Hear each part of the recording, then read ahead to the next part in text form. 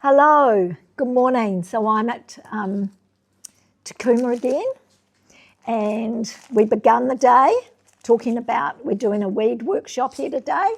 I just need to find it in Psalms. Okay, Psalms 104, verse 14. He causeth the grass to grow for the cattle, and herb for the service of man, that he may bring forth food out of the earth. So that's from the Old Testament. Now we go to the New Testament.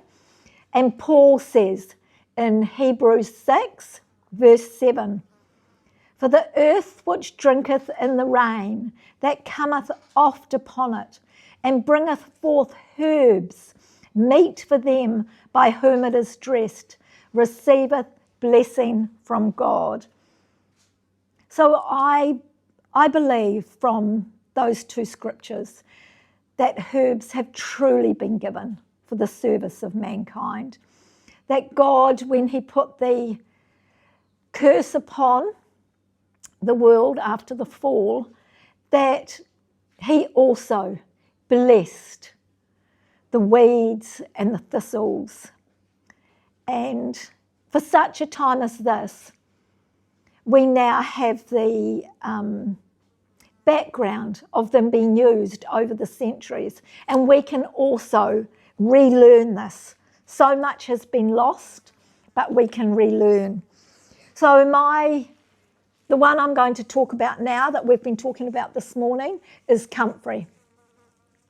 Not to be confused with foxglove, not to be confused with mullein or dock, or tobacco weed, which really stinks. You must identify your plant well. If in doubt, leave it out. This has beautiful little pink or blue or white flowers. It's a very well-known herb, and there's also an app on your phone that you can get called Lens, L-E-N-S, that identifies. You can take it everywhere as long as you've got cell phone coverage that identifies plants. So Comfrey, the Latin name is Symphytium, and the nickname for Comfrey, which I knew it as, was knit bone. So I was told that it was really good for knitting bones. It wasn't until I had a health crisis myself and needed to use it from a car accident on my knee that I realised it was so good also for knitting muscles and tendons and ligaments and sinews together. Also amazing for wounds, any external wounds whatsoever. When you pull the comfrey from the plant, you hear a snap, and there is a stream, usually very, very long, of fine threads that come out of the stem. This is actually silica, which contains all the ingredients for calcium to be made in our bones. But what it also holds within these silica strands is a substance called allantoin. If you want to Google that, how I describe allantoin is that it's actually like a stem cell replacement. So for me, I imagined, after much prayer, that the angels pulled out all these silica threads. They got a heavenly needle and they sewed all my ligaments and my muscles and my tendons back together. And I did not need to have a knee replacement. The other thing with silica, because I was on crutches, I was also on strong anti-inflammatories, is it's the most amazing pain relief. Within a week or two, I was off anti-inflammatories and the pain relief that they had given me along with that, and I was walking without the crutches. So I just really praise the Lord for this.